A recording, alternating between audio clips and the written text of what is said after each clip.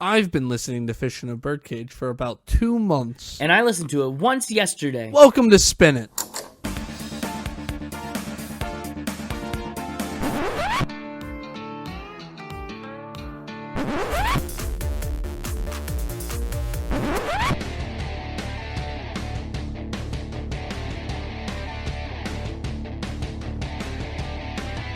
We're back with another Connor takeover. Yeah, I don't like what we started. We did this with the Wellerman, too. We've started a bit of a thing where we jump in weeks ahead of time and I reveal to you my pick on recording. That's right. So that the audience can hear your reaction to it. Yeah. James hasn't listened to it yet. James doesn't even know what we're doing. That's Connor. I'm James. Yep, he's James. I'm Connor. We do the Spin It podcast, but you know that already because you're listening to it. I have no idea what album this episode is about. Yep. Haven't even recorded the opening thing that plays before the intro song because didn't want to spoil it. I have no idea what this is. So last time you gave me a hint at like the genre, at how you found it.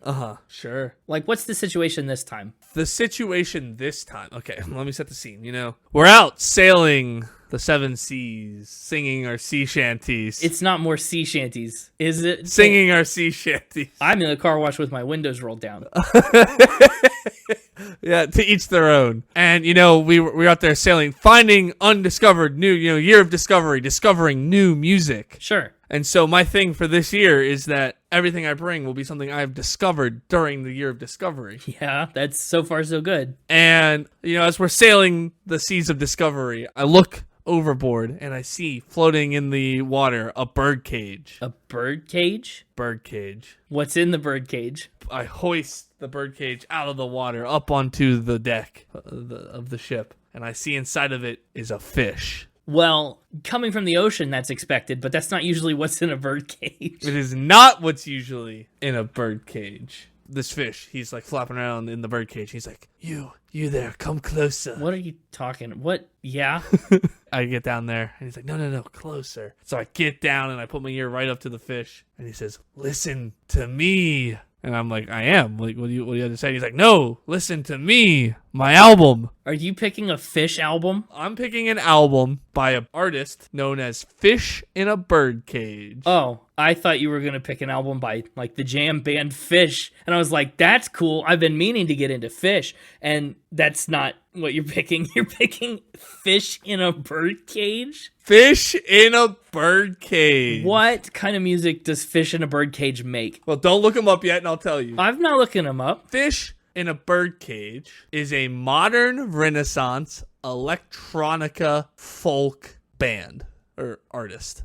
Okay, electronic folk. I can get behind that. Modern Renaissance electronica folk. I don't know exactly how that's going to be. Are you sure? Because last time you said sea shanties, and they were like traditional Canadian songs and Game of Thrones soundtracks from 1980. You know, I backtracked on sea shanties and said more deep bass folk is how you pivoted. Yeah. But so who is Fish in a Birdcage, you might ask? I am. They're based out of Calgary, Alberta. More Canadian songs. Yeah. The idea behind Fish in a Birdcage is that a fish is an able-bodied creature with the potential to fly, just not in that environment. Okay. They said, I relate to that personally, being an artist confined or caged into a place where I cannot fly or live up to my full potential because of the caging of my environment. So, you know, a fish is a very able-bodied creature, right? Can soar through the water, jump up, fly through the air. A flying fish can really fly. Yeah, but if you stick it in a birdcage, that's not the environment it's going to thrive in, right? No. We should start a rival band called Bird in a Fishbowl.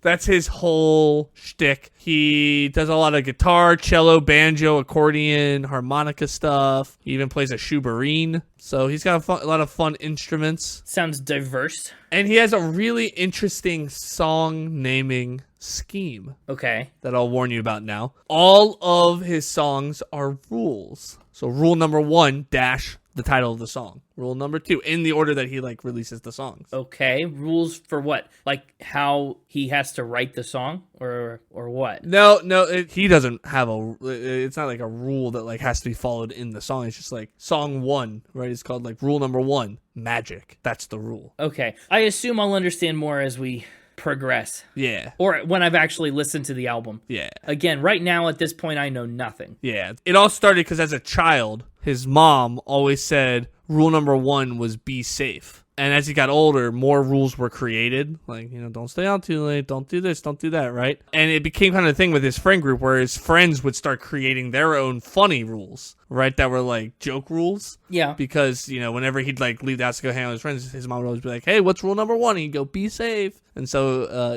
his friends knew about the whole rule thing. And they started creating all these crazy rules. And we'll talk more about that after you've listened to the album. Yeah, so tell me more. What album are we doing? Yeah, I'm getting there. He wanted to honor that. And so he has kept that tradition up by naming all of his songs rules. That's interesting. I think that's a nice little note. So the album we're going to be doing is an album that by the time you're listening to this, audience, is already out. But as of right now, is not even out yet. Yeah, really starting early. Going for something brand new again. Something brand new. Currently, there are 5 singles from it released. So I have listened to those a ton. But the album is called Mentors. Okay. And it is rules 35 through 46. I see. So this is what, like a third album then? No, 4. Okay. Yeah, it'll be his 4th. He has a 2016 album, a 2020 album, a 2022 album, and then now he'll have a 2024 album. Comes out here into December. Okay. So, we'll get into all the specifics later. Yeah, he also has a couple just singles that aren't on any albums, and he has an EP that he released back in 2014 before any albums as well. So there's a couple rules floating out there in the ether. Right. So we'll get into all that in a bit. We'll get into all that, but before you can get into all of that, because, you've still got a few weeks before... Well, we both have a few weeks before we can listen to the album because it's not out yet. Yeah, really. Before we smash cut to several weeks from now and pick this back up, I'm leaving you with some homework. Oh, boy. I want you to have a good idea of Fish in a Birdcage's sound before you go into this album so that you kind of know what you're expecting. And I think you'll appreciate the new album more than off of just a cold listen. Probably. So I've made you a tiny little playlist with a selection of songs that I think give you a good picture of their sound from all their other albums that are out that you can listen to until at least once, but listen to it as many times as you feel you want to between now and actually listening to the new album. And I want to see how that impacts what you think of the new album, going in with a little bit idea of their sound. I like that strategy because sometimes in the past, I've either gone in cold and got totally burnt out trying to listen to the album so many times before the episode, or I just am not familiar enough with it to really appreciate it a ton. Exactly. And like a lot of the times when I do one listen for a lot of these episodes, but I know the artist a lot of the times or have heard what their sound is. So I kind of go in knowing what to expect. And so it's a little easier. So I thought I'd do that for you. Thanks. It's going to be an interesting experiment because I generally say that I listen to and I like all kinds of music, but some kinds of music, especially more novel styles and genres, sometimes I like for a little bit, but they wear out fast. We'll get more into how I discovered them and how much I've listened to them when we smash cut. But just know, to date this, Spotify Wrapped just came out. They're in my top 5 artists, and I just discovered them within the last couple months. Impressive. That's how much I've been listening to them. So yeah, I'm curious to see. I mean, you say sea shanties last time when you surprised me. And you come in with some preconceived notions and some expectations. Modern Renaissance folk electronica really doesn't have the same weighty connotations to me. So I'm mostly just kind of here. And you're going to see in the playlist, he has several different sounds depending on the song and what he's going for. So you're going to get a nice little variety. Well, with all those instruments you listed, I can believe it. You're going to get a nice little variety of sound. But there we have it. I think it's time to smash cut. Okay. To the future! See you in a few weeks. We're back. We're back. It's been however many weeks? 7 weeks? A lot of weeks. It's not been 7. It's only been a couple, hasn't it? Has it really been 7? I really don't remember. It's been a minute. It has been a minute. We talked about it in the first part, so the audience knows exactly how long it's been. For the audience, it's been 2 seconds. Exactly. That was the goal. I learned something in the hiatus that has bothered me. I learned a lot in the hiatus. I learned about fish in a birdcage. Yeah, we'll get into plenty about fish and birds and bird cages. But did you know that mosquitoes don't have to drink blood? They just do it for fun? Yeah, they're just little jerks. I don't see how that's... They drink nectar and stuff for their nutrients. I don't see how that's relevant, but that is interesting. Yeah, it's just it was one thing when it was all right, well, this is literally how you live, so I understand it as much as I hate it. But no, they like drink nectar and other things to sustain themselves and get nutrients. Only female mosquitoes drink blood. Well, yeah, you didn't know that. No. Oh, I knew that only the females drank the blood. It's how they like grow the eggs for the next generation of mosquitoes. Well, so they still need it. Well, no. Only if they want to reproduce. Right, as a species. Anyway, I just really needed to talk about that, and I felt this was the best platform for it. I don't know if it was. We have other animals to talk about, like fish and birds. Yes, like fish. Well, really, there are no birds to speak of on this album or in this band. Well, not in this album, but you heard about a bird. Did I? But yeah, we're back talking about Fish in a Birdcage. I already kind of introed who they were, how they got their name, all that jazz. So let's just do a quick recap in case you forgot. Dusty Townsend, that's his name. Yes. And boy, have I never heard someone quite like him. He has such a wide range of genres. I mean, he describes as everything from modern Renaissance to electronica to folk strings to blues. I mean, he's just all over the map. Yeah. But like in a grounded way. Yeah, what I've been calling the fish list of curated Fish in a Birdcage songs from across his career that you sent to me. I tried to give you a wide range of everything because I didn't know, right? So again, I sent you the Fish list and we recorded the first part before the album we're about to talk about even came out. Yeah. And so I didn't know what this album was going to sound like. That's true. Right? So I wanted you to have heard everything that he's kind of sounded like. So I gave you a wide range of types of songs. I didn't give you all the same kinds. Yeah, it was different. But the Fish list, as you've been calling it, I've been dying to hear your thoughts. Well, I didn't listen to it all in one sitting, right? I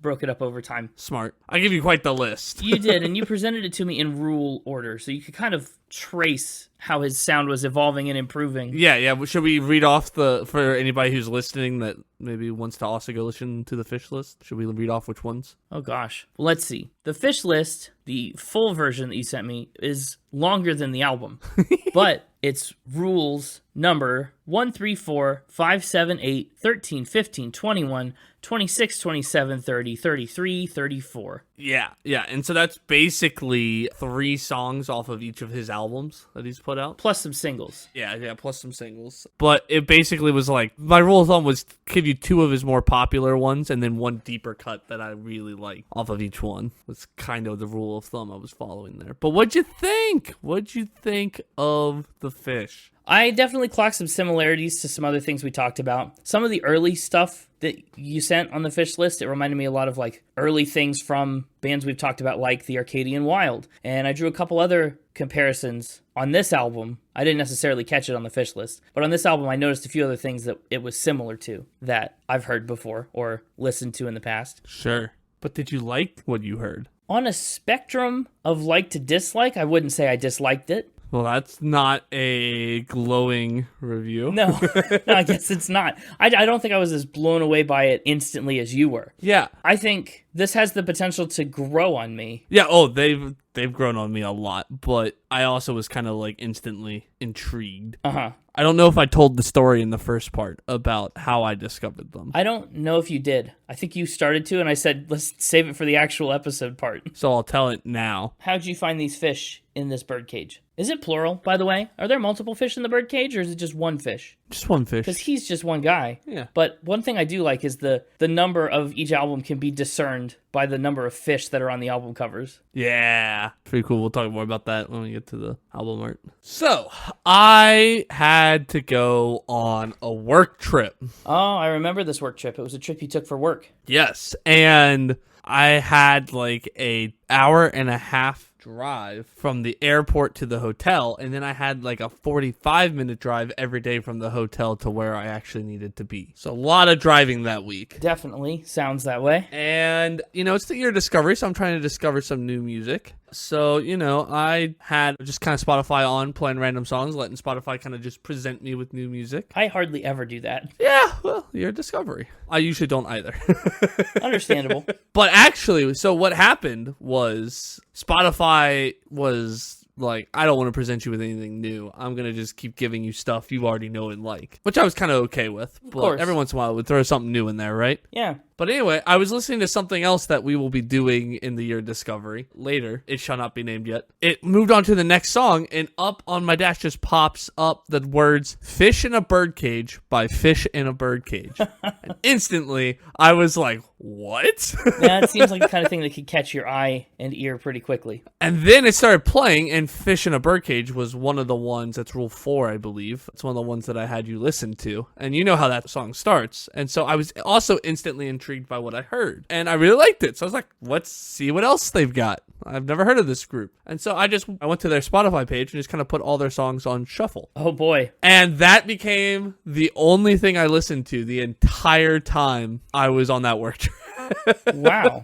Was just his catalog on shuffle, on repeat. Well, to that point, he only had like 34 songs out. Uh-huh. So that's probably, what, like 2 hours of music that you listened to on 45-minute drives? You probably got through the whole thing several times. Yeah, so I got through the whole thing pretty much every day on average.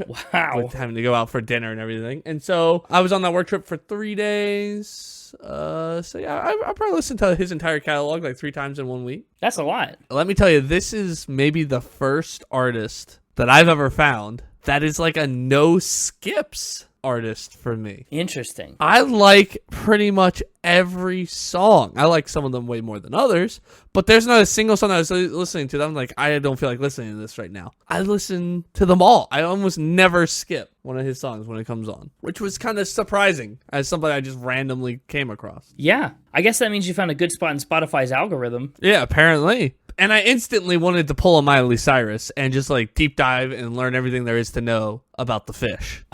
Yeah. But I didn't. That was smart. Because I also knew they would be showing up in the year discovery, and the Mixtaper would literally strangle me in my sleep if I did that. Like more than he usually does? They're a lesser known artist, so there's only so many facts to find. Yeah, that's true. So I have resisted the urge. I did join the fish chord. The fish chord? That's what I call his Discord. Lovely. The Fish's Discord. And they're a cool community, but other than that, haven't really gone too deep, but I will be as soon as we're done recording. Of course. Well, that's good. But yeah. Any other thoughts you want to say about the playlist I made you? Do you feel it helped you get more into the artist before diving into a one listen on his new album? Believe it or not, no. Really? I think I would have rather gone in cold. Really? Mm-hmm. We debated this in the first part too, where I said that I was doing it because I felt sometimes when you go in cold on something you haven't known, it's hard to really... You're taking in way too much new information all at once, right? It's a new person, a new sound, new songs, and it's sometimes harder to appreciate what you've got. That's true. And I thought it would be an advantage to have some familiarity, but I think I got a little bit of fish burnout. Well, you did listen to it a little later than I had anticipated. Like, you didn't send it to me. How many times did I ask you to send it to me? You had weeks. You had weeks to listen to it, and you chose not to. You sent it to me on the day that I went home for Christmas. So I was home and busy. Okay. There's no way you didn't have time to listen to a song or two. I did not. At night, driving in a car, something. It didn't happen. But, yeah, I do agree. Maybe I put it a little close to the time, but I tried to get it sooner. But this album, this is brand spanking new. It is brand spanking new. It came out December 20th of 2024. The album came out halfway through this episode. Yeah. So at the time of recording this, it's been out like a week and a half. Yeah, I suppose so. And it covers rules 35 through 46. Yeah. Do you want to talk me through the rules thing again? I can kind of talk you through them. Like, I followed that it was like an inside joke, but I didn't really follow how it was relevant to any of the songs or if it's just stuck there to be there. It's not really relevant to any of the songs. And it's kind of fitting because a lot of his songs, especially on this album, center around themes that would make decent rules. Sure. Yeah, there's a lot of history and nostalgia and life lessons wrapped up in these 12 tracks. Especially in this album. Can I ask, what was your favorite song on the Fish list? No. Oh, okay. I won't ask them. I do remember liking Fish in a Birdcage a lot. I do remember liking Waterfall, particularly. A lot of them kind of did run together a bit. I think off the Fish list, I really like Four Aces. I like that blues railroad track style song. It's pretty cool. And then I really like the message of Paperwork, which I believe I made you listen to. Yes. But I could be wrong. Yes, I did listen to that one too. Paperwork surprised me because it starts off with just talking, a little monologue, which is normally something I don't like. It is, notably. But I like this one. Yeah, I do think I probably liked almost everything on the actual album better than the Fish list. I figured you might after I listened to the album. I listened to it the minute it dropped in the Fish chord.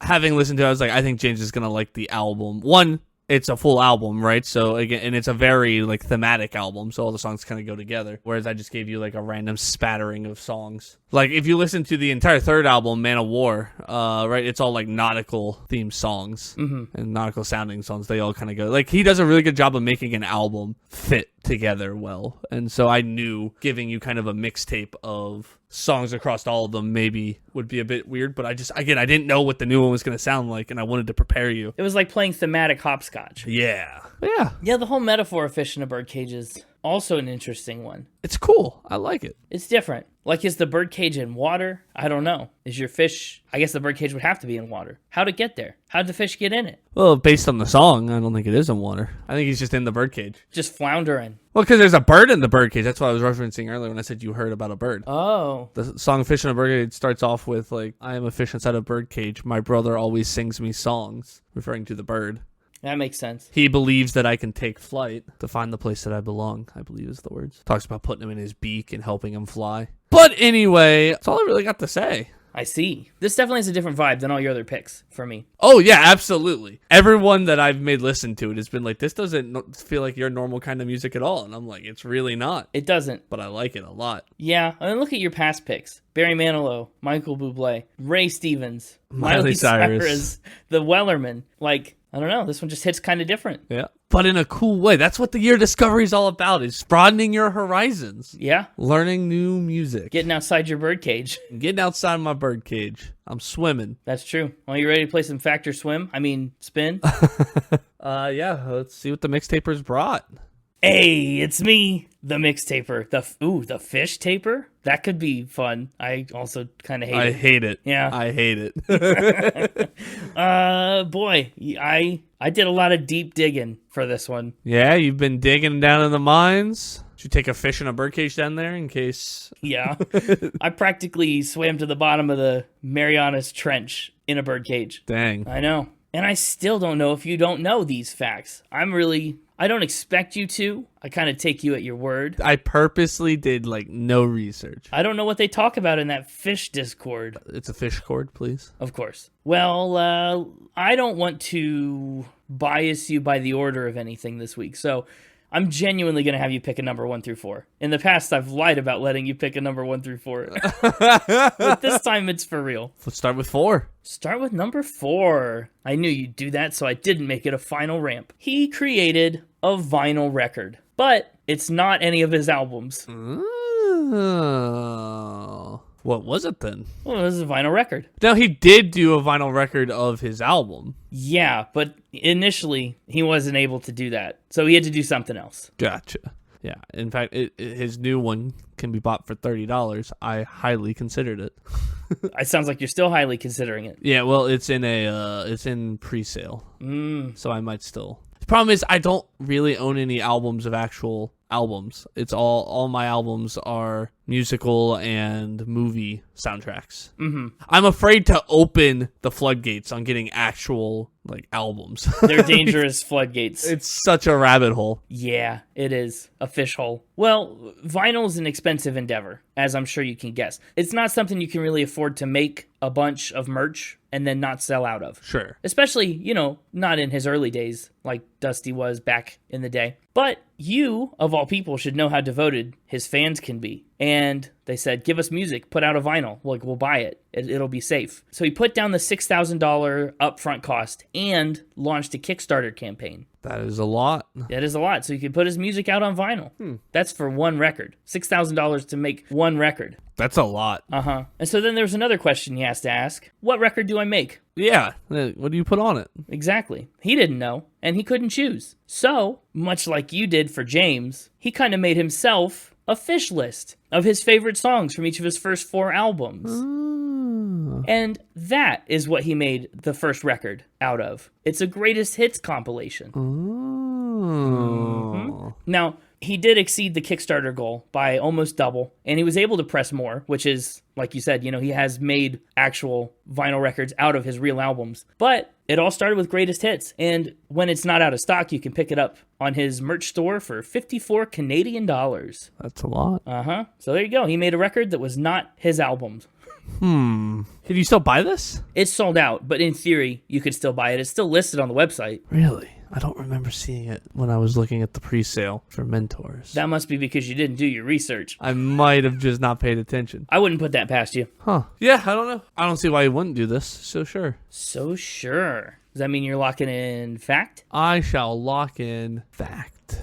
Okay. Well, we're starting this episode off on a strong foot. He made a record that wasn't any of his albums. That is a Fish fact. It's a Fish fact? That's true, yeah. Does that mean like go fish? Like it's not good? Oh, it's true. Okay. It's true. It means it's real. Okay. Darn. You got my hopes up when you said you didn't see it on the store. I didn't. It just feels like something he would do. Yeah, well, it in fact is something he would do. And I think that's a great solution to the problem of being an artist on a budget that can only make one record. But, you want to represent all your favorites. It's cool that he passed his goal on his Kickstarter. Really cool. I know. He's got good fans. Well, you've chosen your first fact. Time to pick another number. 1. Let's go from last to first. Oh, I see. Number 1. He has a secret song. A secret song? You may be slightly familiar with this fact because we talked about secret songs not long ago with Steely Dan. Are you referring to song number 6?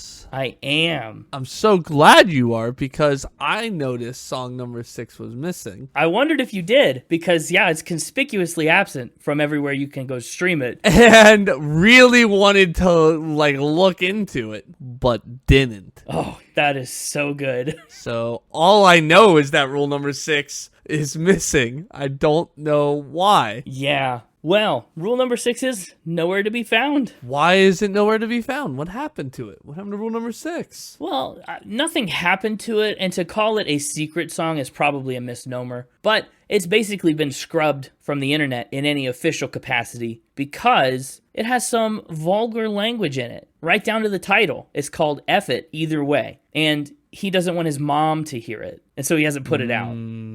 I see. That's fair. Yeah. He has a couple songs that only were ever released as singles and are sometimes you can easily miss them if you're just playing through his albums. Yeah. And so I thought maybe it was just buried somewhere, but no, not buried. It's a secret from the recorded world and DSPs. Because you've got song 34, song 33, song 23. These are all, which I really like song 23, Birds of a Feather. Really good. Fish of a Feather. Those were all just singles. But yeah, I couldn't find 6 anywhere on his Spotify page. Nope, it's not there. In fact, you can hear rule number 6. Yeah? Yeah, but pretty much he only plays it live in concert, and he will accept requests to play rule number 6 when he streams live on Twitch. Ooh. I was believing this until you said that. Now I don't know. That feels like a cheeky detail that could have been added. Well, there was a detail that I did add to the things that I'm telling you. To turn this into a spin. I don't like that you've added this. I was so ready to lock in fact, and now I don't know. I don't trust it. I'm going to say spin. You're going to say spin. So can I ask then what you think is the reason behind rule number 6 not being here? Or do you think I'm mostly telling you the truth with some slight lie? Oh, no, I think you were mostly telling me the truth about his mom not wanting to hear it and having vulgar language. That all sounds believable. Got it. Though he's had some vulgar language in other songs, specifically Four Aces. But I could see it if it's super vulgar or that's the majority of the song. I could see that. But it's the playing it live and doing it on Twitch, where especially the Twitch part really has me worried because Twitch videos can be easily just recorded, or the VOD or whatever. It could get out there. If he doesn't want it out there, Twitch feels like a bad place to perform it. I mean, anywhere's a bad place to perform it if you really don't want it out. Fair enough. Well, what are you going to lock in? Oh, I'm locking in spin. Okay, I see. Well, you said F it either way, and I'm saying this is another fish fact. This is true. Oh, it is true. Wow. Okay. Mm-hmm. I really thought you did one of those things that you do to James sometimes where it sounds like I'm leaning one way, so then you mix it up on me. Ah, that would have been smart. I probably should play like that more often against you. But yeah, rule number 6. Ask for it next time you can catch him on Twitch. Yeah, I've never caught him on Twitch. Fantastic. What a fun little thing to find out. Yeah. I finally know what happened to rule number 6. I'm actually glad that you noticed that it wasn't there, because I was going to ask if you noticed and if you'd counted the rules.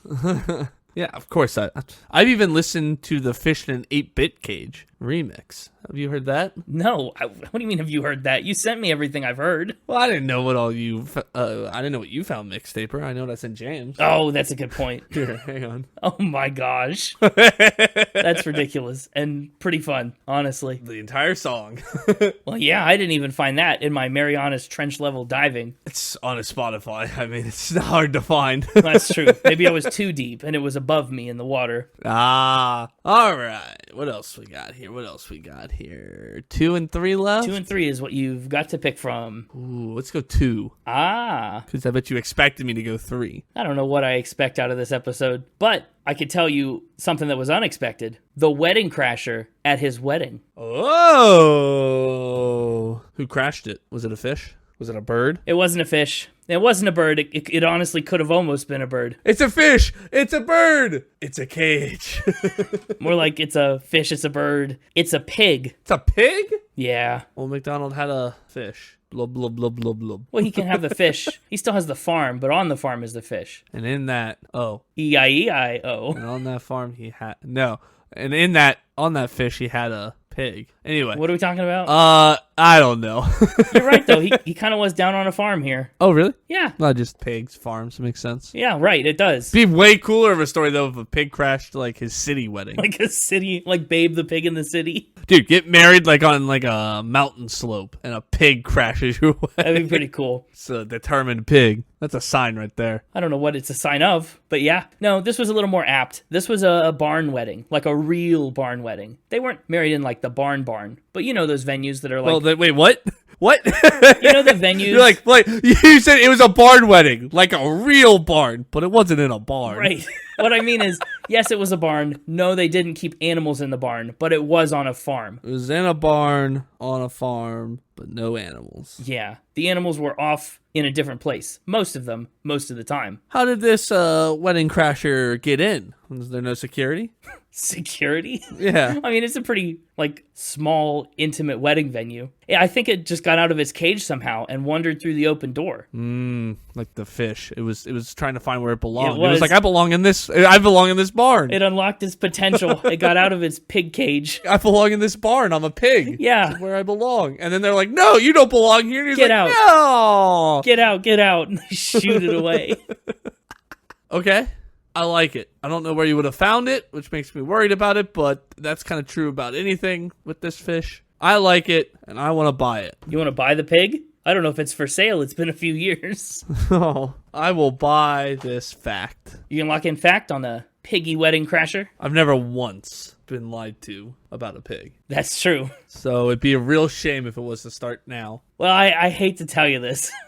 But I did just lie to you about a pig. This one's a spin. Oh my gosh, my streak. I've had a lifelong streak of never being lied to about a pig. Yeah. You just ruined it. Sorry, I had to bust your bacon on that one. I don't think that's a real expression. I just made it up. It's pig themed. You ruffled my truffles. Oh, that was really good. Wow. I'm impressed. Yeah. Thank you. That's not true about Fish in a Birdcage. That is true about American frontiersman and folk hero Davy Crockett. Oh! Yeah. Huh. Yeah, the more you know. Wild. How'd you stumble across that? Or did you just already know that? I was reading a biography about Davy Crockett, and I said, that's strange. Fair enough. I didn't know you could read Mixtaper. I'm what they call semi-literate. Well, I guess that leaves us with number 3. Number 3. But I'm going to pull a surprise audible and pick number 5 instead. Oh, shoot. Well, okay, number 5. Lucky I came prepared for this. What? It was supposed to be a surprise audible. Well, you can surprise me with your audibles. I can still be prepared to counter them. Oh, man. He's a big espresso guy. Oh, like you. I mean, I suppose. Well, I guess you're a latte guy. I'm a coffee guy. A coffee connoisseur. I suppose. Yeah. Yeah. But Dusty's a big espresso guy. I mean, who isn't an espresso guy? Listen, I don't even like coffee, and I dabble with the occasional espresso. Wow. Dusty does more than dabble. Okay. What does he do? Does he Indulge. Oh, he indulges. Yeah, he's got an espresso machine that automatically grinds and dispenses beans that has been, as he says, a game changer for my coffee addiction. Ha ha ha. Very interesting. It is. Well, that coffee addiction manifests itself in a lot of ways, you know. Yeah? Oh, yeah. You can tell because he drinks a lot of coffee. You can also tell because he's had coffee thrown on his face. I mean, who hasn't? Who hasn't? But he specifically had it done to him a lot. What do you mean by that? Well, in the music video for the new song Badger from this album, there's a scene where his dad dumps coffee all over his face. Yeah. Dusty said he poured with a purpose each take. And he's admitted that it probably helped his dad relieve some pent-up frustrations. I'm conflicted now. Well, what are you conflicted by? Well, I know for a fact that there's a scene where he gets coffee poured on him in the Badger music video, because I was in the Fish Chord when that video and song premiered. In fact, I think you and I were in a Discord when I was monitoring the Fish Chord when that song dropped. Yes. Actually, we were in the middle of recording another episode of this podcast. Yeah. And so I know for a fact there's a scene of that. I don't know if it's his dad, and I don't know if maybe you just watched that music video and saw that scene and went, that's ridiculous. I'm going to make something out of that. I did watch the music video. A lot of boxing. I also know that you really like Coffee Mixtaper, so... Well, that is my other job. There's a good chance you have this coffee machine and or got one for the holidays, which has me skeptical as well. Yeah, but we live in the same... You'd know if I got this kind of espresso machine that automatically grinds and dispenses the beans. You keep a lot of things in the untrue that I'm not privy to. Ain't that the untruth? So I am not going to take the risk here, and I'm going to say spin. Really? Oh, I might change my mind because I didn't like the way you just said really. Well, I I didn't lock in yet. I don't want you to... I don't like the way you just said really. So now I'm going to say fact. Wait, what? Did you change it fact because I was upset that you were locking in spin? I don't like the tone you said really, and it really sounded fake and disingenuous, which makes me think you were secretly happy. Disgenuous doesn't sound like a real word. Disingenuous? Yeah, that's the real word. Listen, I can't see you right now, but the really sounded like it was said with a smile. So I'm going to go fact. Oh, maybe you've played right into my trap. Yeah, maybe. Hey, it's a good trap. If I commend you on your trap if it worked. I shouldn't have said anything.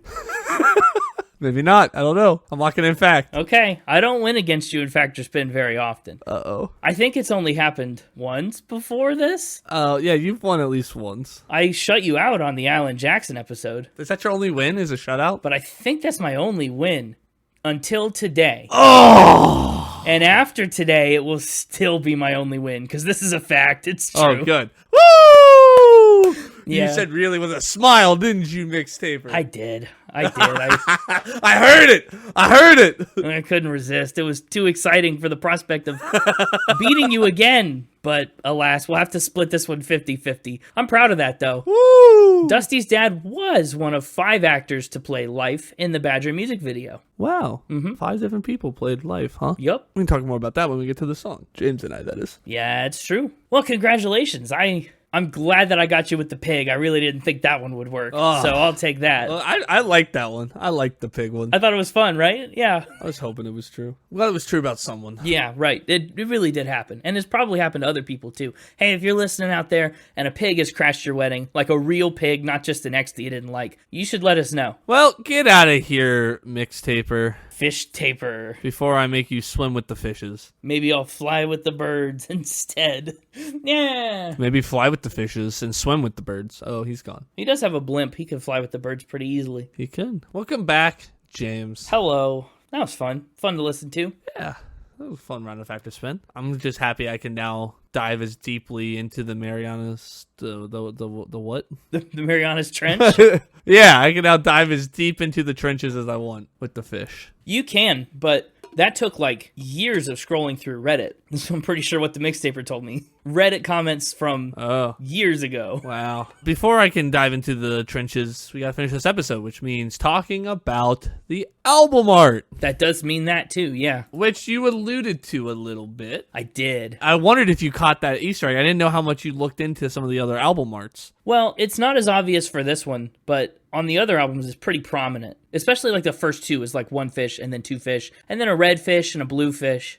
I think the Man of War one's a little less obvious too, but... Yes. Yeah, it's hidden a little better. But yeah, each album art has the number of fish on it that is its album number. So there's an EP that's got 1, then he's got now 4 albums for 2, 3, 4, and 5 fish. Yeah. I like this one too because the whole album's called Mentors and a lot of the songs are themed around like lessons and passing down information. Yeah. Stuff like that. And so it's set in like a study with a lot of books and the books have different rules written on them. Yes, I didn't notice that until I clicked the enlarge button to talk about it right now. Oh, yeah. And what I want, and again, I haven't looked into it because I didn't want to accidentally spoil anything, but I'm curious to see if there's any rhyme or reason behind which rules are written on the books. Well, I do notice that rule number 6 is written on one of the books. I know, I was just looking at that. You got rule 1, 2, 5, 13, 14, 20, 15, 18, and 19. I just wonder if there's any significance to that. I don't know. There has to be. And then, of course, the poster of 5 fish in a birdcage. 5 fish in a birdcage. Yep. Above where is that supposed to be a fireplace? I don't think so. It's just down on the ground, like where a fireplace would be. But then there's also other little holes for like the cabinets, so I wasn't sure. I also am not sure. But I think it fits the album well. It's an interesting aesthetic. Yeah. Would look really cool on a record sleeve. It would. I don't know why I'm considering getting it. I don't know. I think it fits because one of the things I noticed about halfway through this album is how much these lyrics are like storytelling lyrics. Uh-huh. A lot of the album feels like a folk tale kind of unwinding before you. Yeah. So, a library full of old books and stories is definitely a very fitting image. Plus, it just kind of works for cello and piano music. Well, are we ready to dive into the tracks? I suppose we are. Starting off with rule number 35, microphone. Yeah. Starting off with the most popular song from the album so far. Well, it's been out the longest, I think. That definitely would play a hand in that. I think it was the first one he released out of the 4. He released 4 of the songs ahead of time. Microphone, Long Way From Home, Lore. Oh, 5 of them, actually. Badger, which was the most recent release, and then Poet. That makes sense. And they do have the highest play counts, obviously, because of that. Yeah, he's been trickling those out for the last couple months. Yeah. Now, Microphone, I wasn't sure what to expect. I wasn't sure if this was like some albums we talk about have a track that serves as like a pulling back the curtain, like an introductory kind of track. Uh-huh. A mood setter. And it felt like that's what Microphone was trying to be, but it was the length of a full song, but we didn't really get like a chorus in there. And I think it ended up, after moving deeper into the album, it ended up being a tone-setting track for me. It's absolutely a tone setter, but it also, I think it doesn't really have a chorus, like you said, but it does have this full song sound to it. Yeah, and it was a little confusing because of that. Especially on some of the like transitions. With like the with all your attentions, open your lungs. And then there's the drums hit. There were some interesting harmonies. Yeah, and the drums was great. It was a really nice spot to put them in. Yeah. I think this album is really well arranged. We'll get into it more as we go through. But that's a note that I made. Sure. The arrangement was really interesting. Yeah, no, I also have several notes that I think especially coming off of last week where I did nothing but pick apart the order of songs. You did. I think this album is pretty darn perfectly laid out. I don't know if there's really any songs I would swap places. Well, no, because then the rules would be all out of order. Well, but you could renumber. That's not how the rules work. I think they're all in the perfect spot. Yeah, I do think Microphone got a little bit repetitive through these verses Just the cello. Just like the melody The melody was pretty repetitive and and the instrumentals. yeah. Yeah, I could see that. But I did like the message. It felt consistent with this whole idea of a fish in the birdcage. Yeah, I find it not too repetitive because I think the cycling melodies and instrumentation are there to allow you to really focus on the words he's saying. That's true for a lot of the album. It's a very lyrically driven album. Which I think is cool. I'm a big fan of lyrics. Yeah. I think they're a great way to tell a story. One thing I want to point out that you probably don't know, and I'm not really sure what it means, and I didn't write down in my notes. I meant to go find it. But if I had a nickel for every time the fish talks about having blue and silver, I'd have 2 nickels, which isn't a lot, but it's weird that it's happened twice. Yeah, I did notice that. I have no idea. The blue and silver in both his hands thing, that's something that's been talked about before, and I don't know what it means. I haven't looked into it. Yeah, interesting. I did like the lyrics. I like the message of the song, probably more than almost anything else about it. Take the microphone, make your art. You have something to say and something that people want or need to hear that only you can provide. That's cool. Yep, it is really cool. Paint the vision, lead the way, show us how you dream, lend us your sight. Those surrounded by fog are craving a light. So good. Yeah, lyrically, I liked Microphone a lot. And I liked the outro with all the strings and this kind of crescendo moment. Yep. It was an intriguing opener. Not my first taste of Fish in a Birdcage thanks to the Fish list, but if it had been, it would have been a good first taste. Yeah, that's fair. But, we're a long way from the end of the album. Yeah, we are. So we should probably move on to rule number 36, long way from home. Yeah, really love that intro line on that guitar to kick us off. That was an instant hook. I like that a lot better than Microphone in terms of just listenability. I like the way the lyrics come in, too, when he starts singing. Yeah. We crossed. It hits well. It does. The melody was a lot stronger, a lot less repetitive. It was way more memorable of a tune. It's so funny that you're saying this song was less repetitive when this one actually does have a chorus, and it's just, we're a long way from home over and over. Yeah, but sometimes if you don't have a chorus, you're just listening to that verse again and again and again and again and again and again. Yeah, no, I get it. Yeah, you don't get a different melody sound. Yeah, my ears need a break. Now, he might not have the same problem. He's a fish, and fish, I don't know. Do fish have ears that work well? Do fish have ears? I don't know if they need them much. I don't know. It does make me wonder, though. I don't know why, but I just had an image of, like, a husband fish and a wife fish. So, like, at home, the husband's sitting on the couch. The wife is, like... And he can't hear. She's trying to tell him to do something, and he can't hear her. And she's, like, telling her, she's like, you never listen to me. And he just, like, looks at her with that dopey fish look. Just, like, head on, like, mouth open a little bit. Just like, huh?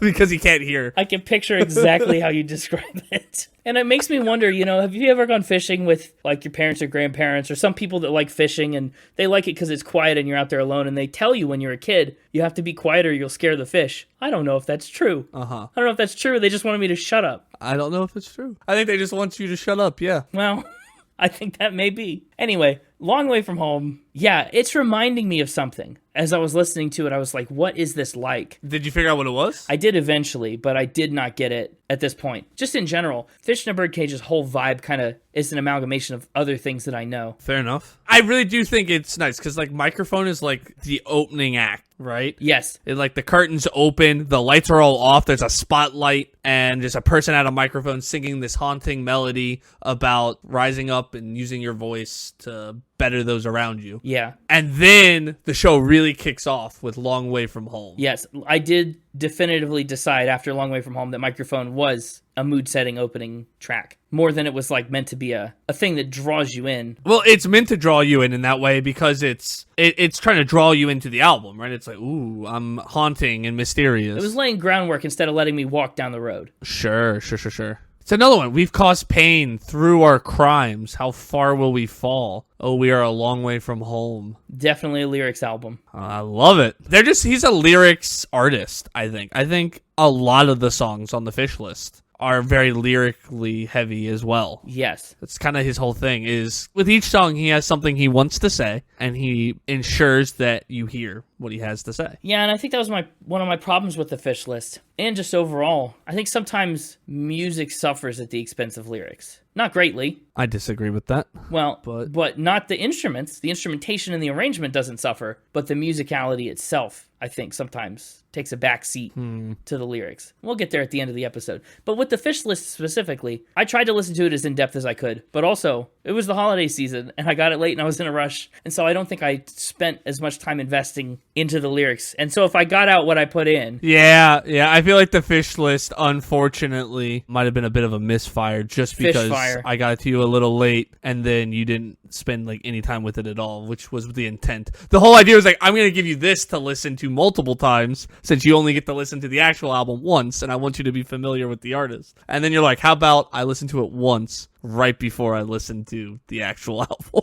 Well, look, I'm just saying I asked as far back as December 9th. Which is still not that much more time. It's a whole 10 days. When I had work. You would have procrastinated at least some of that. No, I would have listened to it at work. You sent it to me after I was done with work. Listen. And done with the drive home. I understand I'm a little at fault because it took me a while to pick the songs. I got a little indecisive on which ones to give you. But and then you sent me the list and I immediately said, make it shorter. Yeah, and I did, and you chose not to listen to the shorter one. No, I listened to the full long one anyway. Which is your own fault. And you still had ample time to listen to it more than once and have a break before listening to the album. Ample, I don't know. But anyway. Anyway. You know, I was just trying to be your mentor on this Fish journey. Wonderful. Nice transition. Title track time. Title track! Oh, that opening with the like violin or whatever. The dun-dun-dun. Yeah. Now, Mentors is where I finally figured out what his voice reminded me of a little bit. Okay. Do you know the band The Decemberists? No. Okay. Well, his voice kind of sounds like the guy from The Decemberists. Like I heard it on Mentors. I really did like the melody of Mentors. Uh-huh. I was really getting into it a little bit. I wish the instruments were doing more. I feel like they are doing a decent amount back there. Yeah, it just felt airy, and I just wanted more. And it did better after the 2-minute mark where I made that note, but I wanted it sooner. I did think, though, there was a good tension as he hits what I thought was the chorus. I'm awaiting new engravings, right? That kind of walk-up sequence. Uh-huh. I thought that was really well written. I do think Mentors could be just a little bit on the long side, if I had to say something negative about it. It is the longest song on the album. Well, never mind. It's not, but it's close. It's not. But I think it goes by really fast. If it's too long, it's only like 15, 20 seconds too long. You know, it's like, it's right there on that border. I think it's fine if you're into it, but if you're not as into it, it might feel a little long. And like, it gives you that little break with, the chorus. The forum, our mentors brought through center. That part where it kind of mixes up the melody a little bit. Yeah, there was a female vocal on this one. That was a nice touch. It was a nice change. A little different flavor. And that's another cool thing about the Fish. A lot of guest features throughout his catalog. Not as many on this album, honestly, as usual. But as you look through the catalog of the Fish, the comprehensive Fish list has a lot of guests. Likes to swim in a school. You're constantly getting different sounds as you're listening. Yeah. For a title track, decent title track. I don't think it's as good as maybe Microphone, but I don't think Microphone makes as good of a title. Well, no, it certainly doesn't. It's a great title, and thematically still very strong. It's a great title, especially for this album. Yeah, it's just, I wouldn't consider it my favorite song. Not that a title track has to be the favorite. This one just simply wasn't. What'd you think about Elders? A bigger one. Elders. I loved the vibe shift into the piano. Uh-huh. He's, like I said, such an instrumentalist. He plays like 15 instruments or whatever. It's insane. Yeah, it's a lot of them. And he puts them all to work on this album at one point or another. Yeah. Elders hooked me right away. First of all, good melody. Second, Pavement and Estrangement is such a good rhyming couplet. That's certified poetry. I know. It's been a while since we've classified anything as certified poetry. Well, I'm happy I could bring it. Yeah. It is. Pavement and Estrangement is a great $5 word rhyming couplet. That's true. And then it kind of does the slant rhyme with changing, too. Since everything's changing. Yeah, that's true. I thought it had an interesting structure because it's kind of like two big chunks. Yep. With a little bit of a chorus in between. It's not even really a chorus so much as it's like a refrain, but I kind of wanted more of it. Yeah, the piano's a nice touch. 4 tracks in. Good time to give us something a little fresh. Yeah, I agree. I did wonder, though, he only ever sings to one elder. but the song's called Elders. So what gives? Maybe he sings to a different elder every time he sings the chorus. I thought that. I thought maybe he himself was an elder. Who's to say? I'd like to heal from greed and the lies. Yeah, I really did enjoy Elder a lot. You know the other thing he reminds me of in addition to the Decemberists? Owl City, a little bit. Uh-huh. Like if Owl City didn't do electronic music. Okay, yeah. This song specifically, I think, has a good Owl City vibe to it. Yeah, when he gets into his high register a lot. Uh-huh. Man, it's simply not human when you've torn your soul to eat. Oof. What a lyric. Like I said, just such interesting lyrics. Yeah, well, the lyrics were even more involved on lore up next. Yep, another one of the ones that was released ahead of time. Yeah, this one I felt was particularly storytelly. Oh, yeah, this one's very storytelling. This one tells, like, it's one of those ones that each verse is kind of its own little story. Yeah. About passing down information. Mm-hmm. I mean, it starts off, they built songs to refine what they've taught all along. It's a wisdom that's passed between hands, and a haunting of tales that flow timelessly so. Yeah. Great stuff. So, I mean, this song in particular, but a lot of the whole album kind of felt like you're walking through a dark woods, holding a lantern, and you're trying to follow the path. Mm-hmm. And the path is always different. Like, it's really hard to follow the path. Sometimes you come across a section of the woods or the path that seems familiar, that you've heard before, and you're like, I recognize this. I can, like, walk a little more comfortably through this as I'm listening. But then a lot of times, you just turn right around and you're back in darkness, and it's like, I have to navigate intently again as I'm listening to this. That's how I felt. The song or this album? This album, cover to cover, by the end. Yeah. I said metaphor I thought of at the end of the album, but I figured I'd attach it to lore since it's so lyrical. I'll be honest with you. I think that's true about all of his albums. Again, I think just he has such different styles from song to song, like you saw on the Fish list, that it's constantly, you turn a corner and it's something new. A little bit. But I do think like the melodies in some of the songs so far, especially for like this type of song that Lore is, started to run together a little bit. Like really? Lore Mentor's microphone. You know, eventually they just kind of all blended in my brain. Well, you see, this is why I tried to give you a Fish list.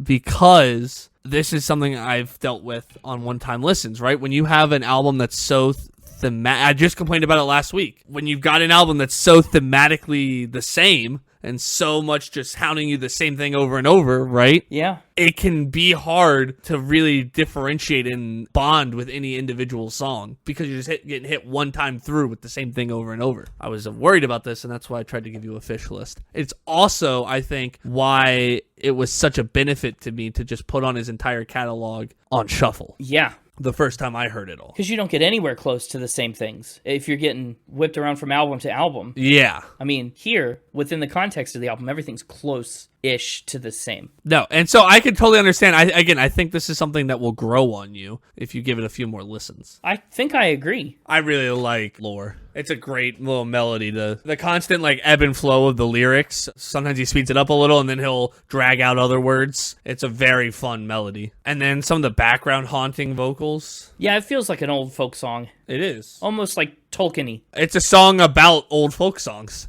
Right. Mission accomplished. And impress upon us how to scout in the harshest of droughts. And the whole thing is about how songs can be used to pass along information and connect people generations apart who never met, like the grandfather's mother's hair that the child finds. True. I like Lore. It has potential to grow on me. But boy, we're about to hit a powerhouse of a back-to-back, in my opinion. Ooh, you think? The Brave into C'est La Vie is a crazy back-to-back. When we were in the Fish Chord listening all to it the first time, we were all just like, dang, what a back-to-back 1-2 punch. Yeah. Brave, an interesting 2-verse situation. Not a lot of lyrics happening over the course of a fully 5-minute song. Yeah, it's a long one. Yeah. But again, when I listen to it, it just kind of flies by because I'm sucked in immediately to that little plunk. Just kind of, with each plunk, I'm pulled a little deeper into the trench. And then that violin comes in, and then I'm just like, all right, take me away, Currents. Yeah. Bring me to the cage. Yeah, I think there's a lot of cool rhythmical things he can do with the instruments, playing so many stringed instruments. I mean, no words are even given till like a minute into the song. Yeah. You were complaining about the lyrics getting in the way of the music. You get like a full minute of music here. Well, yeah, but I couldn't tell you the melody of Brave if you like forced me to. Like some of them stuck. Brave was not one that stuck. Sure. And that's when I like some of the melodies suffer for the lyrics and the instruments. The problem is it's because I think the instrumental melody doesn't really stand out because it's just the plunkiness and some strings to back up. The true melody is the lyrical melody. That's the thing that's supposed to kind of stick in your mind, is that rhythm. It's the instrumentation is the focal point in the lyrics. That's what you're supposed to get from an album like this and a song like Brave. Yeah. You're not supposed to walk away singing along to a melody.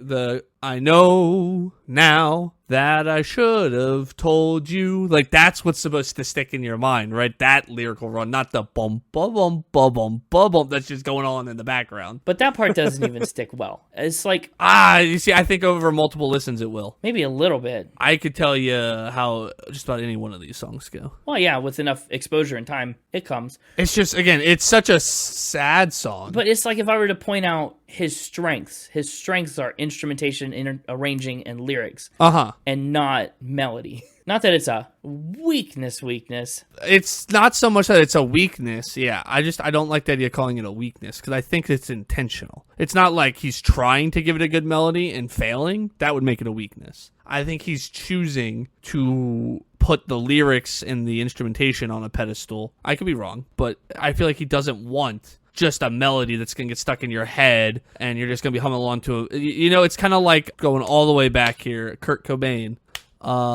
Smells Like Teen Spirit, but not that one. Yeah, how he always complained that everybody would sing along to it but not really understand what the song is. Yeah. You know what I'm talking about? Yeah. But I feel like that's what he's trying to avoid, right? I feel like he's being very intentional here by not giving you just a melody that's going to get stuck in your head and that's all you remember. If you're going to remember anything from his song, it's going to be the lyrics and the instrumentation because that's what he wants you to remember. Right. I feel like it's an intentional choice, which then means it may not be what you want, but it's the choice he made, and so therefore I don't think it's a weakness. Right, I don't think I call it a weakness either, but... Well, you did multiple times, so I just wanted to clarify. No, well, it's relative to the other strengths. It is weaker, because the other ones are strengths. Sure, if melody was a category by which you were forced to judge this album... And I am. There's no category that says melody. Music. That's the first one I write. Music and melody are different. Melody's a big part of the music. There's plenty of good music on here, even though there's not really a melody to get stuck in your head. We'll get there at the final spin. We'll get there when it's time. But anyway, Brave... Brave's a song you kind of got to stew in. It's a 5-minute stew. Yeah, it's a stewer.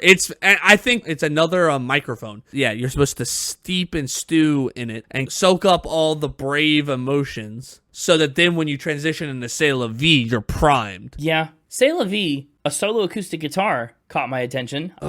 It might be the first time there's been one of those on this album. So it's another new way to make a sound with an instrument he's certainly used before. Yeah. And I love a dominant seventh and a major seventh on the chorus. Interesting chord choices here that I kind of liked. Good harmonies. Yeah, like I said, C'est La Vie is awesome. And I think Brave does a really good job of really priming you to take in C'est La Vie. And I like how it builds, again, kind of that tension or that emotion as it works its way up to the first C'est La Vie. Yeah. Ignorance is bliss, they said, lying in their safe warm beds. That's such a good lyric. Yeah, throw it on the pile. They're saying ignorance is bliss as they are currently being ignorant. Yeah. And the rotting rain is another interesting imagery lyric. I clocked that one too. Yeah, I liked that one. I'm like trying to even think about how, like, it brings to mind the exact emotion I think it wants to without really me having any idea what the heck rotting rain is. Well, you just think about wood that's been wet for a long time. Yeah, but that's rotting wood. But the rain is what rots the wood just over such a long period. Oh. C'est La Vie, I didn't really find much like it on the whole album. No, it's a standout for sure. Mm-hmm. And then after hitting us with those two really slow, really melancholy songs, yeah, we jump into Fever Pitch. Fever Pitch Brings the piano back. It does, with some really interesting chords in the opening. Yeah. A xylophone in the first chorus. And a little more upbeat. We hit a bit of an upbeat section here. We do. Fever Pitch is a song you won't find in my top 3. Really? Yeah. I would have expected it to. Well, it was almost there. It got a hard cut, but it was almost there. Dang. Yeah. But even, the chord structure is really cool. The arrangement's really nice. I just figured, especially since you've been complaining about lack of chorus and melodies, I really thought the Fever That was Pitch great. That was great. would have been something that would have stuck with you, and so therefore it would have made top 3. It was great, and it did stick with me, The chorus lost me hard at Heart Still Beating. That's what because the first time I listened, I was like, why did that not land right? Really? And then the second time it came up, I was able to pay more attention to figure out why it didn't land right. And that's what it was. It doesn't hit right. Nah, I like it. I disagree with that. Maybe now that you're expecting it on a second listen, it'll be better. Perhaps. But you're also an opinionated person who doesn't like to change their opinion. So maybe now that it's been cemented as something you didn't like, it'll forever be something you can't get over.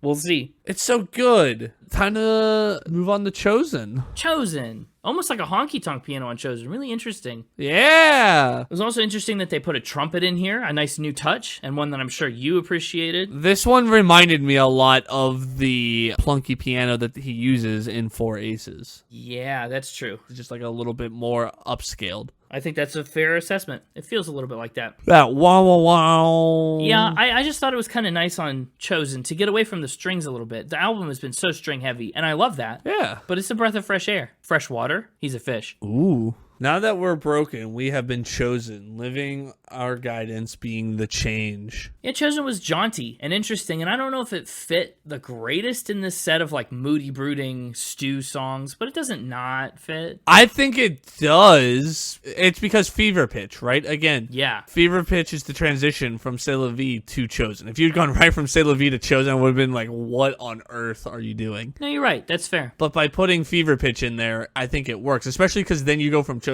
and the Badger, which we'll get to in a minute, which also is a wild song. Yeah. So, like I said, we just hit a really upbeat section. That's true. I thought the voice change at the end of Chosen was an interesting choice. Yeah? Interesting good or interesting bad? Interesting different. Interesting different. Neutral different. Because I feel like when people say it's interesting, it's not usually a good thing. Because if it was good, they just would have said good. Interesting was like the politest way they could put it. I wouldn't want it all the time, and I don't know if I wouldn't want it. I don't think you calling it good implies that you want it all the time. I just think you are implying that that time was good. Perhaps. I don't know. You know, when I say, man, that piece of chocolate cake was good, I'm not implying that I exclusively want chocolate cake for my cake selection till the rest of time. I'm just saying that in that specific instance of cake eating, the chocolate one was good. Right. Then bad. Oh. It was fine. I'll take interesting. I was going to say. I'll be honest, Chosen's a song I probably need to spend a little more time with. Perhaps. It is only a week and a half old. Yeah, and it's probably my least listened to. One of your most listened to songs on this album, I would bet, is probably Badger. In terms of the upbeat songs, absolutely. I thought so. It's a wild song. The Mixtaper was worried when one of the cool facts that he found was from the music video, and it was the only music video that you'd seen. Definitely upbeat. Either in or down, your bell will make it sound. Badger felt almost a little Latin-inspired. Like, I wasn't sure if it was the horns that were mariachi vibes for me. Hard to say. There's an accordion in there. Yeah, the accordion did defray the mariachi vibes a little bit. Listening to this song and watching the music video, I was like, am I having a fever dream right now? Like, am I back in fever pitch? Like, what happened? Feels like it. Well, he's boxing and getting beat up by life, getting his car keys fished away from him. And I just want to know, like, how do you come up with the idea? Like, is it a thing? Like, badgers being, like, a metaphor for, like, a coach or, like, your conscience? Like, how did he come up with a badger clinging on my back? I don't know. As the strangest coach I've ever had. Like, how do you come up with that? It honestly is, like, the first time since I first discovered the fish that I've gone, just what?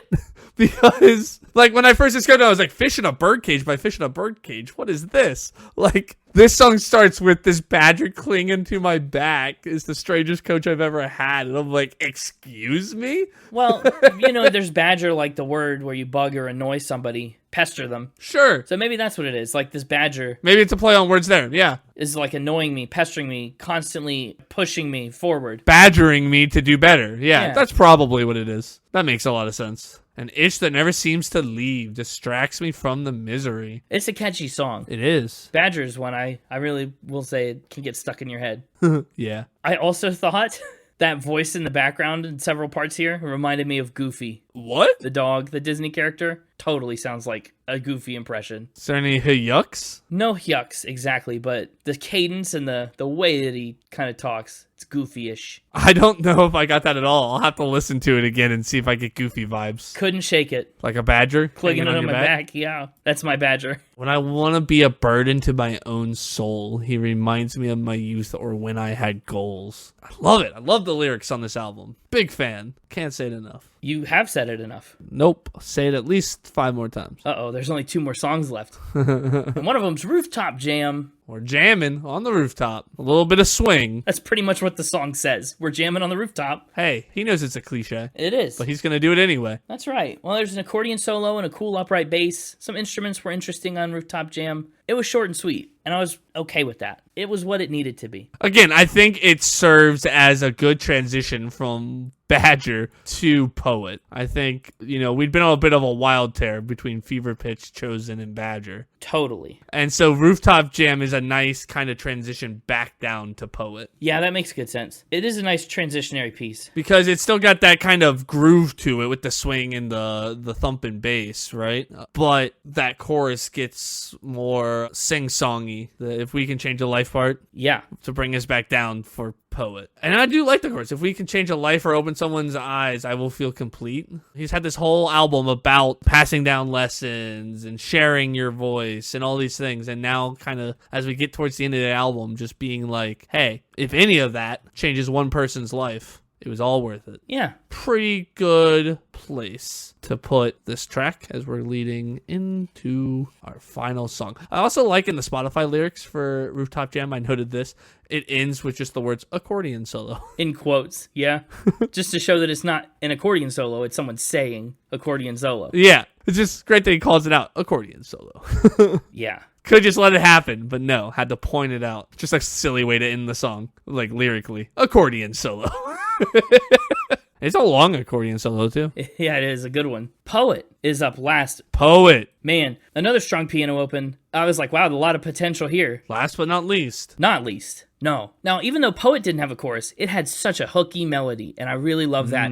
The We Will Wait For You part? Well, just the whole thing. Oh, okay. The Now You Have Words Laid Out. Yeah, the whole thing. Memorize the way they sound. Totally. Now, I think Poet's probably one of the regrettably few songs that I'll be able to call up on command after one listen. It is now, a day later. Regrettably few. Yeah, I wish it were more. You wish there were more? Yeah, but Poet, Poet is up to snuff. That's a good one. It's good. And again, it's a great ending. How do you feel about it as the closing track? Because I like it. Perfect. It's the exact full circle moment from Microphone. You stand up there on the stage, you got a microphone, and you've got art to give to people, and then we end with you've got your words laid out and memorized, and you're ready, and you're strong, and you'll go do it. You're stronger than you know. Yeah, excellent. It's an excellent song. Yeah, you are stronger than you know when you're ready to let that show. You have every reason to be scared. Like acknowledging that just because you're strong doesn't mean you can't be scared. Right. And I have been there in your shoes, continuing that mentorship, right? Yeah. The singer is the mentor to this poet. I like it a lot. I like this whole album a lot. The lyrics are great. The lyrics are great. The lyrics are great. Yeah. There was 3 of the 5 that I owed. There you go. So you're all caught up. I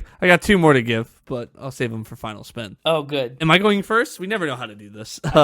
Sure, go first. How many episodes in the making? 85? 185 in the making, and I still don't know what to do when But they're not all your picks. That's, yeah. I'm just saying, you would have thought we would have figured it out by now. 185 weeks into this podcast. Well, even when we do figure it out, it's not like we write it down and then we go so long we forget. Yeah. I'll go first. No, okay, I'll go partially first. I like the lyrics a lot. Oh, one more. When's it gonna happen? And I really do like the instrumentation. Like I said, those are the 2 strong points. And this album continues the streak of no skips. The closest thing to a skip that he has in his catalog is Memento Mori, which was on the Fish list. Yeah. Sometimes that song I'm just not in the mood for, but I don't really skip it. I usually just let it happen. It's a heavier song. Yeah. Given that it's about dying. But what a discovery for the year of Discovery. This is exactly what I hoped the year of Discovery would be when we decided to do the year Discovery, and I decided to only bring stuff I discovered instead of stuff I already knew, like I'd been doing. This is exactly what I was hoping for. So probably my favorite pick of the year of Discovery so far. Wow. I'm telling Miley. Oh, she was at the end of the year of healing. Never mind. Yeah, that's right. She was. Get out of here. Just checking. My top 3 in album order: Microphone, Ooh. Lore, C'est La Vie, and a honorable mention to Badger. Wow. There's a lot of snubs in there. I'd love to bring more, and I normally would. And I'm now checking what's coming up the pipe to see if I'm going to. There's not a lot of overlap in our top 3s. Really? Yeah. I'll leave it at that, just because we got the Grammy special coming. We got who knows? some interesting stuff coming. I want to have my picks. By picking this album, I kind of picked all of them. That's So. True. My top 3. Okay. Long Way From Home. Yeah, yep. Not surprised. I know. James will mention to Elders. Oh, I love Elders. Yep. The only overlap that we have, C'est La Vie. C'est La Vie, great song. And Poet. Oh, Poet's good too. You sound less excited about that one. No, I like Poet. I'm not surprised after what you said about it, but kind of thought it was gonna be something different. Fair enough. What about your score? I'm gonna save that. Oh, okay. You just said it was your favorite one. You said, "Do I go first?" And we said, Yeah, and sure. well, then I said I'd go partially first. Okay. I'm saving my score. Fair enough. Me, the music is, again, not a weakness, but the weakest part of this album. The whole album feels like a vessel for instrumentation and arrangement and lyrics. So a lot of the melodies and music kind of take a backseat to that. So I'm giving music a 78. Hear me out. Giving lyrics an 87. That's kind of low for the lyrics. I'll honestly accept the 78, but as you just said, the strongest part of this album is how good the lyrics are. There's the last one. And so I really would have expected that to crack a 90. And maybe after you have some time, you get to spend a little more time with the lyrics. Maybe. You're not one that ever really likes to change your scores. You cement them in and stand by them. Well, so unfortunately, it probably never will get changed, but I think the lyrics deserve a 90 at least. I just felt like I was lost in the woods a lot. I'm giving the instruments and production an 86. A lot of really cool stuff. A lot of unique instruments here. The man plays a ton of stuff. Trumpets and pianos and accordions and cellos and basses and violins and guitars. Like, whew, it's a string instrument smorgasbord. So that's really cool. And he's him. He's him. There's other people that have worked on this, but like, he's the creative force behind a lot of what's played and arranged and written. He's the fish. So I really respect that. Overall vibe, giving it an 84. Solid discovery. I do think I need more time with it. I think it's definitely an album that's going to need to grow on me. Maybe this is one you actually put on the albums of the month and then reflect on your score at the end of the month. The big advantage you have there is giving it to me at the beginning of a month.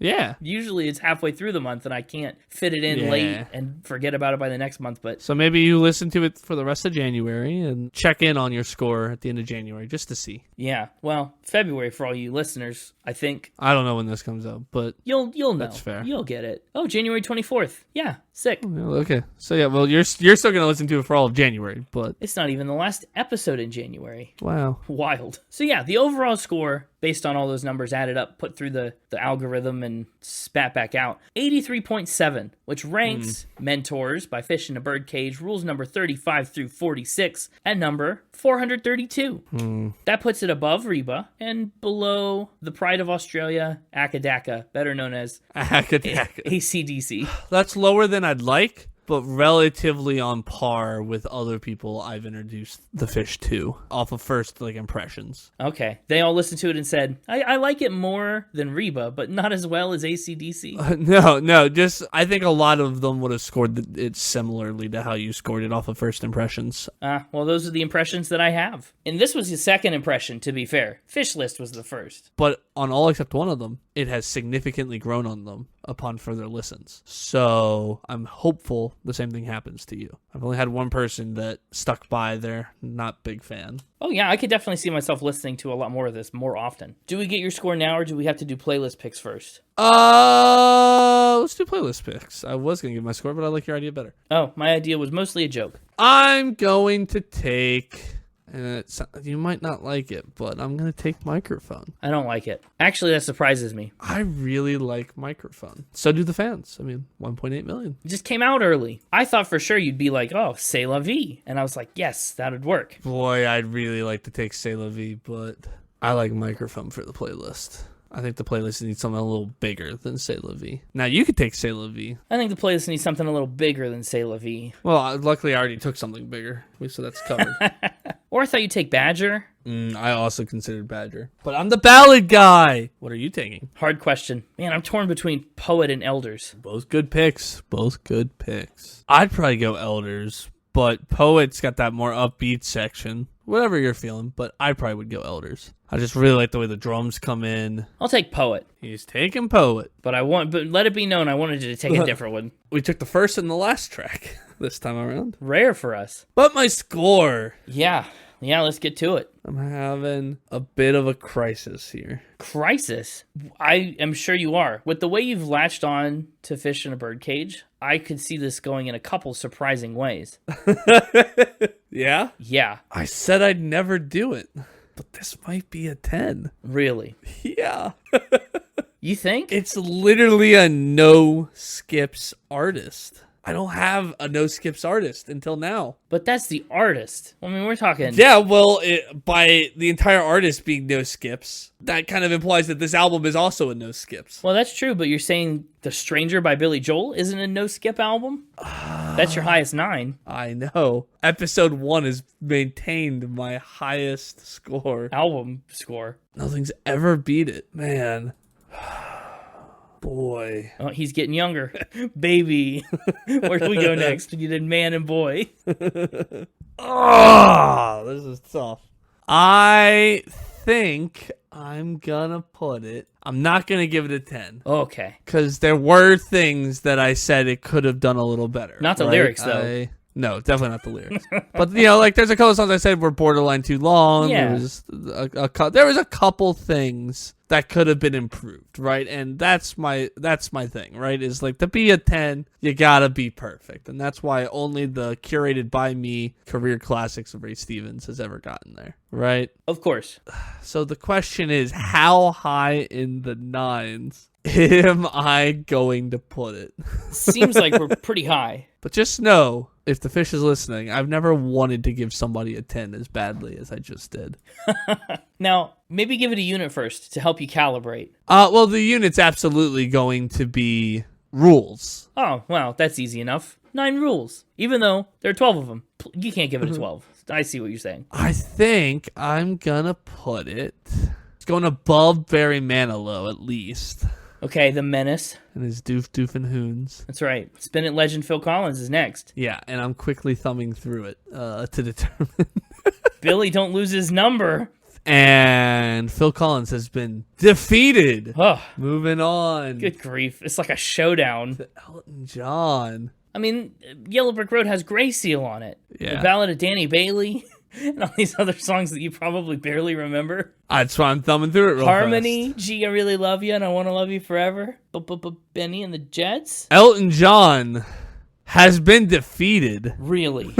Listen, Elton John's Goodbye Yellow Brick Road has songs that like blow Fish in a Birdcage's catalog just out of the window. Saturday Night's All Right for Fighting. Don't get me wrong, right? Like Candle in the Wind blows come on. pretty much the entire Fish in a Birdcage catalog out the window, right? But as an album, we're ranking albums, not individual songs, right? No, it's true. So as an album, I think this is a better album. The star power of the songs aside. All right, because this is a relatively undiscovered artist that's newer. Elton John has a level of stardom that you have to be able to look past. Yeah, he does. To evaluate the album. You know why he has that level of stardom? Because he put out Goodbye Yellow Brick Road. Yeah, which is a great song. It's a great album. I mean, there are songs on Goodbye Yellow Brick Road that, play-wise, songs on Mentors are getting close to, you know? So, like... That's pretty wild. Not everything on Goodbye Yellow Brick Road is a banger. No.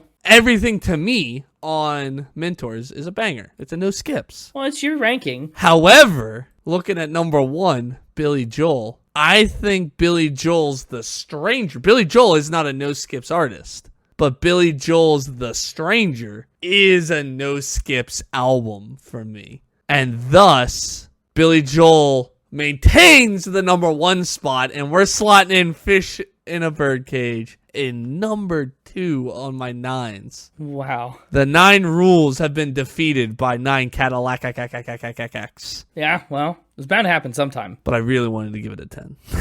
Yeah, that's wild. It's not a discussion we have often. If Billy Joel was a 10, I probably would have already decided to give Fish in a Birdcage a 10 as well. But I don't feel I can put Fish in a Birdcage above The Stranger by Billy Joel. No, the only time we've even kind of been in this ballpark of high nines. I mean, 70 episodes ago at best. Yeah, I mean, there was the 38 and 40 run that were right next to one another with Phil Collins and Even Now by Barry Manilow. But then after that, you go 1, 38, 40, 110, 175. 175 is pretty recent. That's as close as we've come in recent days. Yeah. The next closest to breaking the top 5 after that is 110, and then it jumps to 70. And then you're back in year 1 for the other 3. Yeah, it's pretty wild. I mean, yeah, my top 5 until now, if you count the career classics from Ray Stevens, were all in the first 100 episodes.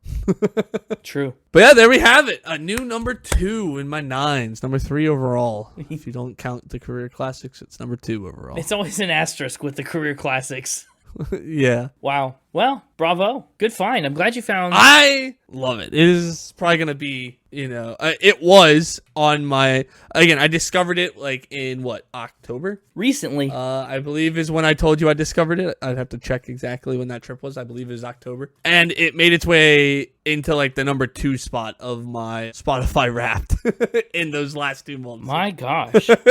On my artists. Great discovery. Good. I'm glad. I really like it. And I'm excited to see what I discover next on next week's episode of the Spin It Podcast. Darn right. Which you can listen to next week. You can. Or now, if you're listening to this at least a week after this one came out. It's true. Find it wherever you get podcasts. Yeah, find it wherever you are right now or anywhere else you can get a podcast. The best place to get our podcast, though, our favorite place to get the podcast, is our website, www.spinapod.com. Didn't even miss a W. No W's were missed this day. If you want to, see cool photos related to the episode or see funny album art where we take each artist's album art and put our logo in it, you can check all that out on social media. On Instagram at SpinItPodOfficial. Nailed it. And on Twitter/X, they'll refuse to drop the Twitter. You can drop the Twitter. It's been X for so long. Never let it die. Don't let the light go out. You're the one that snuffed the candle in the wind. But anyway, on X, it is simply at SpinItPod. True. Follow us there to stay up to date for when we go live on Twitch. Twitch.tv/SpinItPod. Yeah, we'll play episode number 6 for you. Yeah. Only upon request. Uh-huh. The best way for a podcast to grow is by word of mouth. And by liking and rating a certain number of stars. Yeah, liking and rating and starring and all that jazz. Commenting, all the things. But word of mouth. Do them all. But word of mouth is a great way to get new viewers, so maybe you should go out there and tell someone. You should. Go ahead. I'll let you do it this time, since I normally do it. Thank you, since it's your pick. Yeah. Tell a friend in a birdcage about the podcast. Ooh. If you have a friend in a birdcage, if not, find a friend, put them in a birdcage, then tell them about the podcast. You could also tell a friend with a birdcage. And don't let them out. Or a fishbowl. Ooh. Might be easier.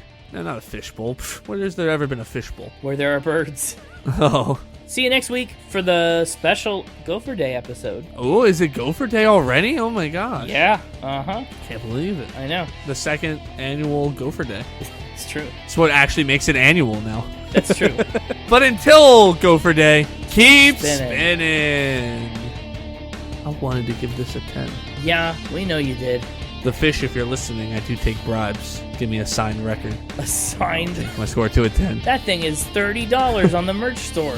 Unsigned. Yeah, so give me a signed one. The greatest hits one is $54 Canadian on the merch store, and there aren't even any. I'm just saying, I would give it a 10 if I got a signed copy of it. Well, that feels cheap. That feels like it could be bought. Yeah, it can't be. That's literally what I led that sentence off with. Nothing you can do, Fish, could increase your score from an 83.7. It could happen on its own. Nothing?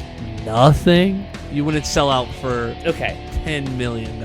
If you sent me a signed record instead of Connor, I might consider upping it. Whoa! So take your pick. That would be so mean. Yeah. No. Yeah, it would. That's why I do it. That'd be funny. I'd frame it. I'd cry. I'd send you a picture of it every week. It'd be the Ellen John poster all over again. It would. Oh.